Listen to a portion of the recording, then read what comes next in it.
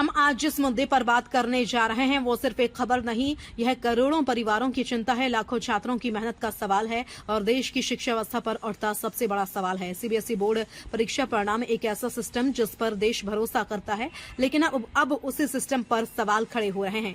कांग्रेस नेता राहुल गांधी ने बेहद गंभीर आरोप लगाए हैं। उन्होंने कहा है सीबीएसई परीक्षा परिणाम में भयंकर हेरफेर हुआ है, लाखों बच्चे और उनके माता पिता सदमे में हैं। यह गलती नहीं, सोची समझी साजिश है। और सबसे बड़ा आरोप है जिस कंपनी को सीबीएसई की ऑन स्क्रीन मार्किंग सिस्टम की जिम्मेदारी दी गई, उसका विवादित इतिहास पहले से मौजूद था। तो क्या सरकार सब जानती थी? क्या लाखों छात्रों का भविष्य दांव पर लगा दिया गया? क्या शिक्षा मंत्रालय चेतावनियों को लगातार नजरअंदाज कर रहा है? और आखिर सीओई एमपीटी कंपनी है कौन?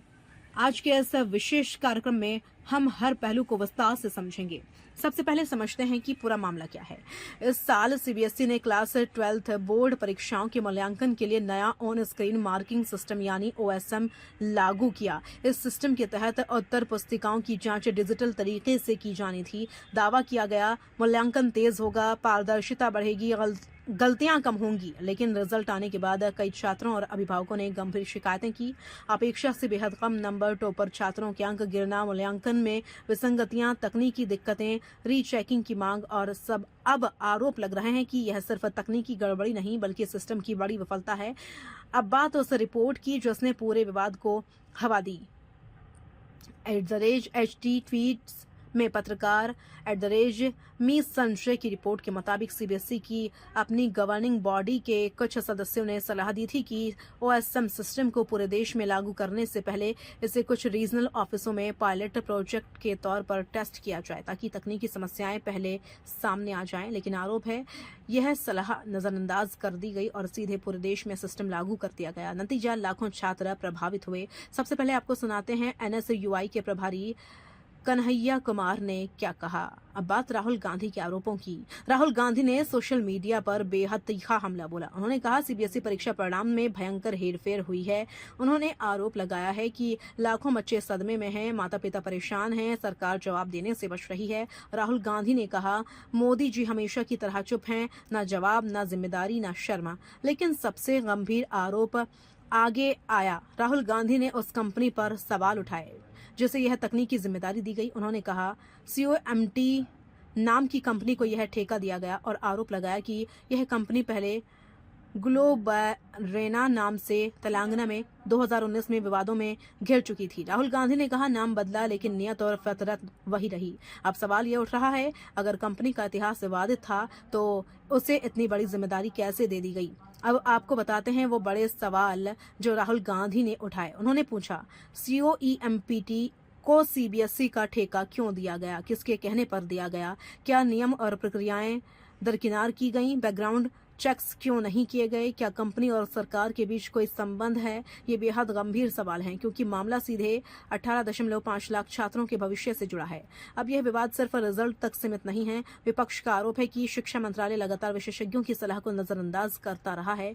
उदाहरण दिए जा रहे हैं एनटीए सुधारों की सिफारिशें खारिज करना, सीएबीई की बैठकें न बुलाना, NIT-SER परिषद की देरी, IIM कोऑर्डिनेशन फोरम की निष्क्रियता, IIT काउंसिल की लंबी चुप्पी।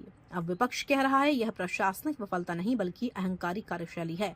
अब जरा छात्रों की स्थिति समझिए।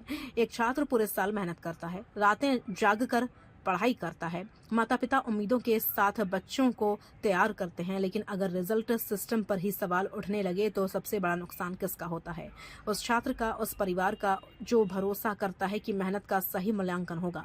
अब सबसे संवेदनशील सवाल, राहुल गांधी ने इसे साजिश कहा है, लेकिन क्या सच में ऐसा है? देखिए, इसका फैसला जांच से ही होगा। फिलहाल आरोप हैं, सवाल हैं और राजनीतिक टकराव हैं। लेकिन अगर तकनीकी खामियां थी, चेतावनियां पहले दी गई थी, कंपनी का रिकॉर्ड विवादित था तो निश्चित तौर पर जवाबदेही तय होनी चाहिए। अब विपक्ष स्वतंत्र जांच की मांग कर रहा है। राहुल गांधी ने कहा इस पूरे मामले की न्यायिक जांच होनी चाहिए और एसआईटी बनाई जानी चाहिए ताकि पता चल सके फैसला किसने लिया, प्रक्रिया कैसे तय हुई, क्या नियम तोड़े गए और कौन जिम्मेदार है। सेगमेंट 10, सरकार क्या कह सकती है। अब जरूरी है कि सरकार का पक्ष भी समझा जाए। सरकार यह कह सकती है डिजिटल सुधार जरूरी है, तकनीकी बदलाव में शुरुआती दिक्कतें आती हैं, प्रक्रिया को बेहद बेहतर बनाया जा रहा है। लेकिन सवाल वही, क्या इतनी बड़ी व्यवस्था बिना पर्याप्त परीक्षण के लागू की गई? दोस्तों, भारत में शिक्षा सिर्फ करियर नहीं, एक परिवार का सपना होती है। एक छात्र के नंबर सिर्फ अंक नहीं होते, वो उसके भविष्य का दरवाजा होते हैं।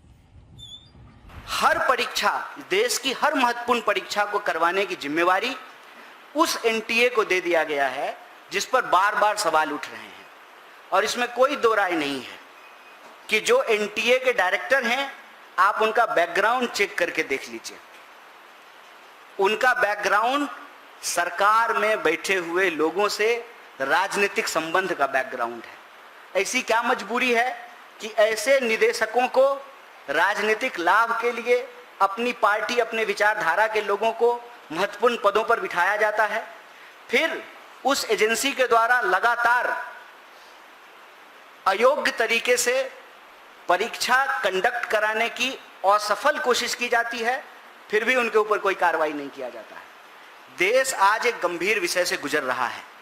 ऐसी परिस्थिति में हम देश के विद्यार्थियों और नौजवानों से ये अपील करना चाहते हैं कि सिस्टम की खामी और कमी को आप अपने मत्थे मत मढ़िए। सिस्टम अपनी कमी को, अपने फेलियर को आपके माथे पर नाकामी के रूप में मढ़ना चाहती है, लेकिन आपको इन परिस्थितियों से किसी और की गलती के चलते अपनी जान गंवाने की आवश्यकता नहीं है। अगर जान गंवानी ही है तो अपने हक के लिए लड़कर मरेंगे, आत्महत्या करके नहीं मरेंगे।